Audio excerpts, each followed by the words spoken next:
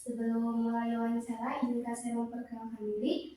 Nama saya Ulfa Azlatul Weria dari Prodi Bimbingan dan Konseling angkatan 23 Universitas Muhammadiyah Tasikmalaya.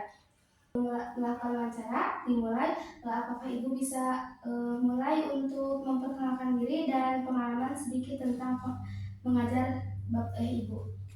Baik, terima kasih telah mengundang saya pada wawancara kali ini. Selamat pagi kepada saudari Ulfa Azlatul Khairiyah.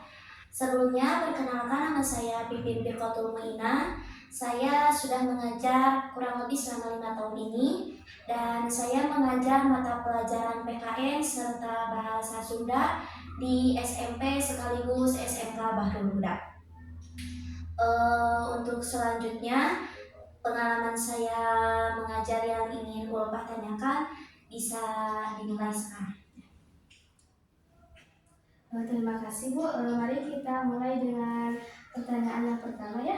Bagaimana pandangan Ibu tentang pendidikan di masa kini, terutama dengan adanya teknologi yang semakin berkembang gitu di masa ini? Tentu setelah saya terjun ke dunia pendidikan dengan perkembangan teknologi dan informasi yang semakin meningkat, bagi dunia pendidikan memberikan perubahan yang sangat besar bagi pembelajaran dalam ketenagakerjaan atau dalam pembelajaran di kelas. Saya bisa menggunakan berbagai teknologi yang bisa membantu pengajaran saya, mulai dari platform digital, internet, ataupun bahkan kuisis yang bisa memberikan pengalaman yang lebih baik kepada murid saya. Namun, di samping banyaknya tindak positif dari adanya teknologi tersebut, dengan adanya teknologi yang semakin berkembang, memberikan tantangan pada saya sendiri bagaimana agar siswa dan guru tetap bisa berkomunikasi baik tanpa harus ada hambatan karena ketergantungan terhadap teknologi informasi tersebut.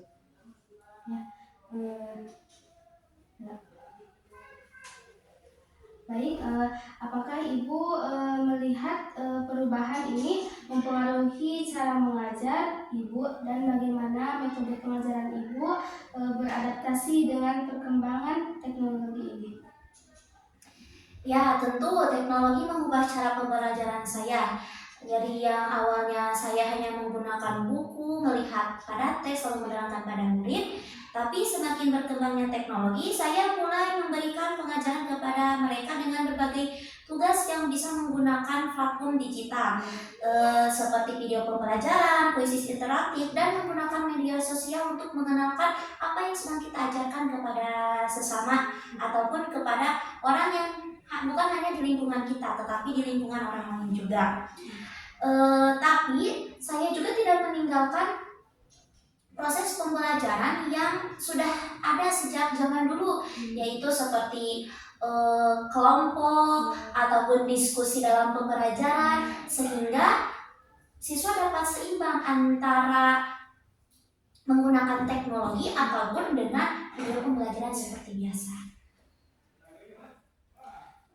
Menurut Ibu, apa tantangan terbesar yang dihadapi oleh pendidikan di masa kini, Bu? Salah satu tantangan dari perkembangan teknologi informasi ini menurut saya, tidak semua siswa ataupun orang tua siswa mengerti akan adanya perkembangan teknologi tersebut. Nah, jadi itu yang menjadi tantangan dan hambatan saya.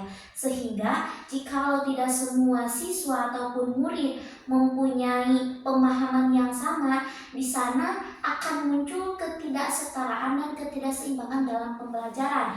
Berbeda lagi dengan pembelajaran seperti biasa, kita bisa lihat langsung, oh anak ini belum bisa, kita langsung arahkan. Sedangkan dalam internet ataupun menggunakan teknologi informasi, kita tidak bisa melihat apakah dia ataupun orang tuanya dapat mengerti ataupun dapat menerima pemahaman dari perkembangan ini. Bagaimana Ibu menanggapi tantangan tersebut? Kami sebagai tenaga pendidikan dalam pembelajaran ini berusaha semaksimal mungkin untuk menuangkan ide kreatif kami agar antara pembelajaran yang berbasis daring ataupun pembelajaran yang berbasis luring online offline bisa seimbang dan setara bagi semua siswa. Salah satunya seperti jika kita menggunakan pembelajaran daring ataupun online, kita bisa menggunakan apa yang bisa diakses dengan sederhana dan bisa memberikan pemahaman yang amat sedikit kepada siswa bagaimana cara mengakses pembelajaran tersebut. Nah, dan untuk selanjutnya kita berusaha semaksimal untuk tidak memberikan dampak yang hanya akan menjadi beban jika pembelajaran secara online, sehingga siswa tidak mau pembelajaran secara online, hanya ingin secara offline saja. Nah, di sana kami sebagai tenaga pendidikan pasti akan berusaha semaksimal mungkin memberikan akses yang dapat lebih simpel dan lebih mudah untuk diakses pada para siswa yang bisa pembelajaran secara online. Dalam pandangan Ibu, apakah pendekatan pembelajaran yang ada saat ini cukup fleksibel dan relevan dengan kebutuhan siswa? Untuk saat ini, saya berfokus mengajar di SMP Bahrul Huda.